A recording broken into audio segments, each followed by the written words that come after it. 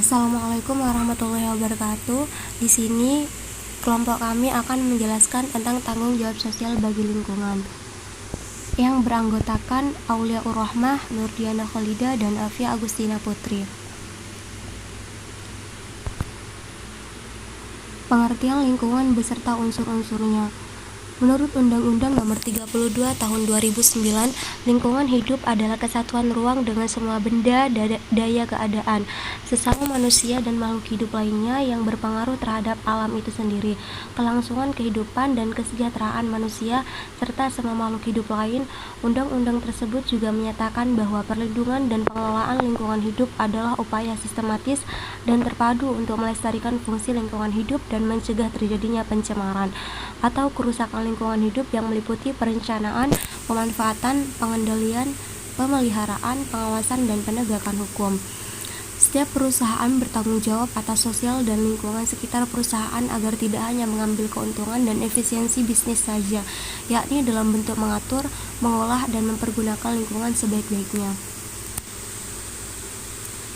Adapun unsur-unsur lingkungan hidup dapat dibedakan menjadi 3, yaitu yang pertama unsur hayati atau biotik, yaitu unsur lingkungan hidup yang terdiri dari makhluk hidup seperti manusia, hewan, tumbuh-tumbuhan, dan jasad remi.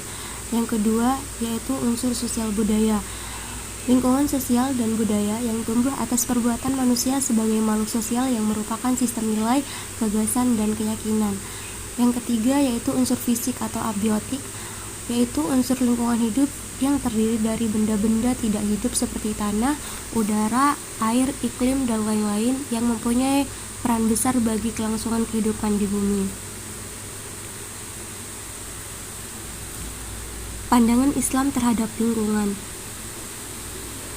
Dalam berinteraksi dan mengelola alam serta lingkungan hidup, manusia sebagai pelaku bisnis mengemban 3 amanat dari Allah, yaitu yang pertama, al-intifa. Allah mempersilahkan kepada umat manusia untuk mengambil manfaat dan mendayagunakan hasil alam dengan sebaik-baiknya demi kemakmuran dan kemaslahatan. Artinya, manusia diberi kebebasan baik mengelola atau hanya sebatas mengambil manfaat terhadap lingkungan yang selagi tidak merusak lingkungan tersebut.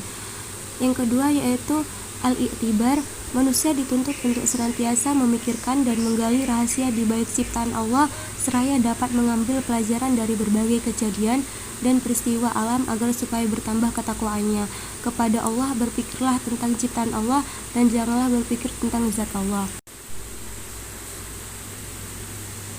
Yang ketiga yaitu al-islah, manusia diwajibkan untuk terus menjaga dan memelihara kelestarian lingkungan itu untuk kelangsungan hidup, baik untuk dirinya ataupun makhluk lain, karena masa depan lingkungan itu tergantung bagaimana manusia itu mengelola. Allah berfirman dalam Al-Quran Surat Ar-Rum ayat 9 yang berbunyi, A'udzubillahi minasyaitonirrajim, Bismillahirrahmanirrahim. Awalam yasiru fil ardi fayanzuru kaifa kana aqibatul ladzina min qablihim kanu ashadda minhum quwwatan wa atharul arda wa amaruha wa aktsara mimma amaruha wa ja'atuhum rusuluhum bil bayyinat fama kana Allahu liyazlimahum walakin kanu anfusahum yazlimun.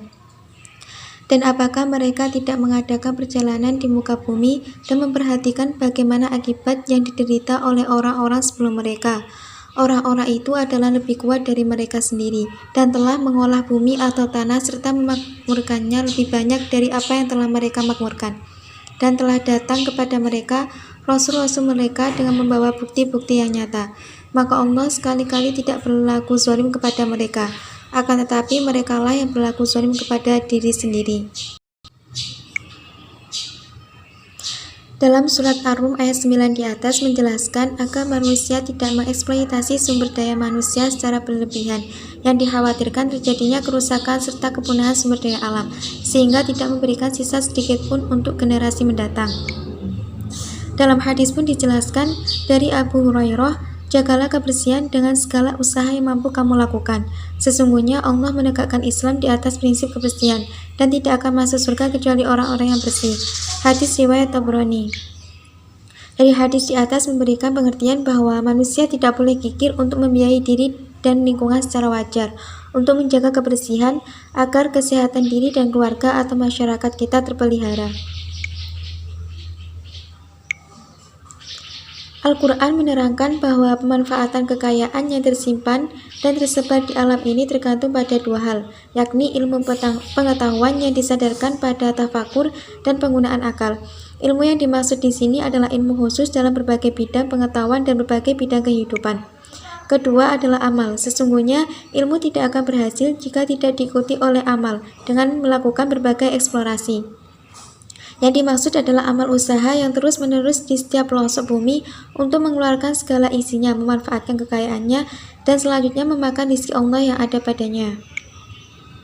Sumber daya alam merupakan nikmat Allah kepada makhluknya, dan manusia wajib mensyukurinya. Di antaranya bentuk syukur itu adalah menjaganya dari kerusakan, kehancuran, polusi, dan lain-lain yang tergolong sebagai kerusakan di muka bumi.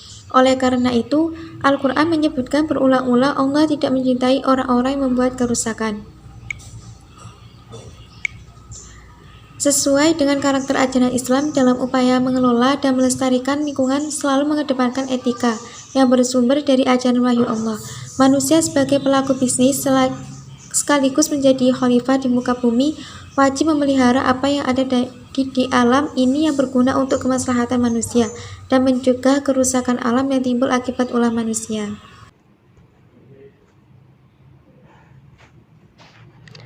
Keuntungan perusahaan dalam melakukan tanggung jawab terhadap lingkungan. Terdapat 4 keuntungan perusahaan dalam melakukan tanggung jawab terhadap lingkungan. Yang pertama, pengembangan reputasi atau citra perusahaan di mata konsumen dan investor. Bagi konsumen, perusahaan yang melakukan kegiatan tanggung jawab sosial terhadap lingkungan dinilai sebagai perusahaan yang dapat dengan baik mengelola dan memanfaatkan sumber daya alam dalam mengutamakan konsumen dan juga perusahaan. Bagi investor, perusahaan-perusahaan yang peduli terhadap masalah lingkungan dinilai sebagai perusahaan yang memiliki resiko bisnis yang rendah dan sangat menguntungkan bagi investor yang mempertimbangkannya untuk investasi jangka panjang kepada sebuah perusahaan. Yang kedua, mengeliminasi konflik lingkungan dan sosial di sekitar perusahaan. Sudah banyak kasus perusahaan dengan kasus misconduction-nya terhadap lingkungan sekitar usaha bisnis mereka. Hal tersebut dapat dijadikan pelajaran bagi perusahaan-perusahaan khususnya yang bergerak pada industri pertambangan, perminyakan hingga tekstil agar dapat dengan cerdas dan bijak mengelola alam menjadi sumber pemasukan sebuah perusahaan sehingga menipiskan kemungkinan untuk mereka merusak lingkungan yang akan berdampak negatif bagi orang yang berada di sekitar perusahaan. Yang ketiga, meningkatkan kerjasama dengan para pemangku kepentingan. Perusahaan tidak dapat bergerak dan bekerja sendiri tanpa adanya bantuan pemangku kepentingan seperti masyarakat lokal dan pemerintah daerah. Yang keempat, membedakan perusahaan dengan para pesaingnya. Perusahaan akan memiliki kemampuan dan kesempatan dalam menonjolkan keunggulan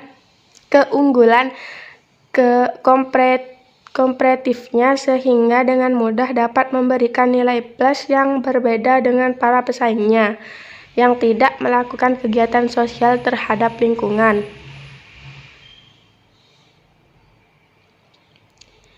Contoh tanggung jawab perusahaan dalam lingkungan bisnis. Tanggung jawab sosial seperti yang dilakukan oleh salah satu perusahaan rokok di Indonesia, PT Djarum, yaitu mendirikan sebuah foundation yang menangani masalah pendidikan, olahraga, dan sebagainya. Djarum Foundation ini adalah tanggung jawab sosial perusahaan terhadap masyarakat. Hal yang dilakukan perusahaan sebenarnya juga untuk keuntungan jangka panjang dari perusahaan akan lebih dikenal oleh masyarakat sekitar karena mereka mempekerjakan masyarakat sekitar.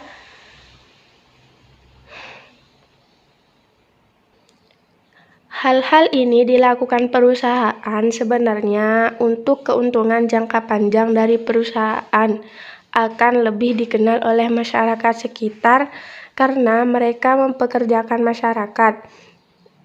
Dikenal karena masyarakat tersebut ramah lingkungan dan juga dikenal memberi sumbang asi kepada masyarakat. Hal ini bersifat mutualisme atau saling menguntungkan karena masyarakat sebagai pihak yang diberi fasilitas oleh perusahaan tentu dapat memanfaatkannya dengan baik sehingga dapat meningkatkan perekonomian baik dalam bidang olahraga ataupun pendidikan.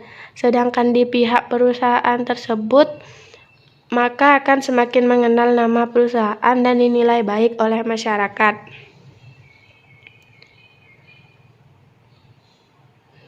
Terima kasih.